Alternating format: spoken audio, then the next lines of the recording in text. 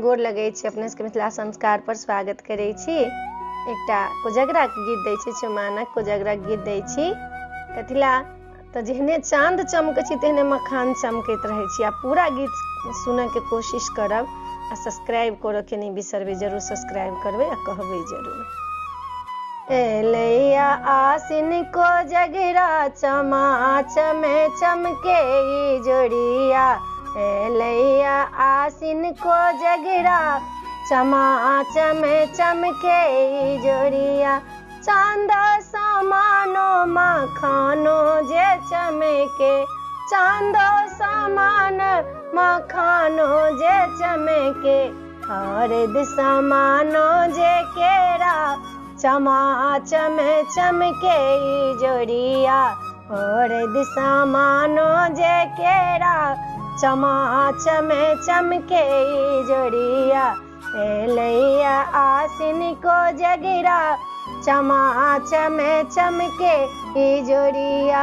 डाला जे चमके धानो जे चमके, डाला जे चमके धानो जे चमके। आंगन के अहिपन चमके चमा चमे चमके ई जोड़िया।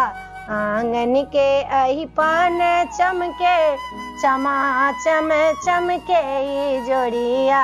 एलैया आसिन कोजगरा चमा चमे चमके ई जोड़िया। दुल्हा जे चमके सारो जे चमके, दुल्हा जे चमके सारो जे चमके।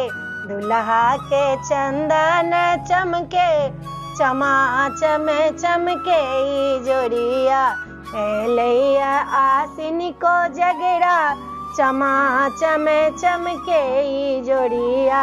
एलैया आसिन कोजगरा चमा चमे चमके ई जोड़िया। दुल्हा बैसल ये पीढ़ी सजल ये, दुल्हा बैसल ये पीढ़ी सजल ये। अंगना के सखी सब चमके चमा चमे चमके ई जोड़िया। एलैया आसिन कोजगरा चमा चमे चमके ई जोड़िया। नैनों के काजर दुल्हा के चमके, देवों के कुड़ता दुल्हा के चमके। पैरों के खराम चमके चमा चमे चमके ई जोड़िया। एलैया आसिन कोजगरा चमा चमे चमके ई जोड़िया। वीडियो में आ चला अपने सबके नीक लागत ई कोजगरा के गीत तो जरूर चैनल के सब्सक्राइब करो के नहीं बिसरबे, जरूर सब्सक्राइब करबे, लाइक करबे, कहबे जरूर। जय मिथिला, जय माता जी।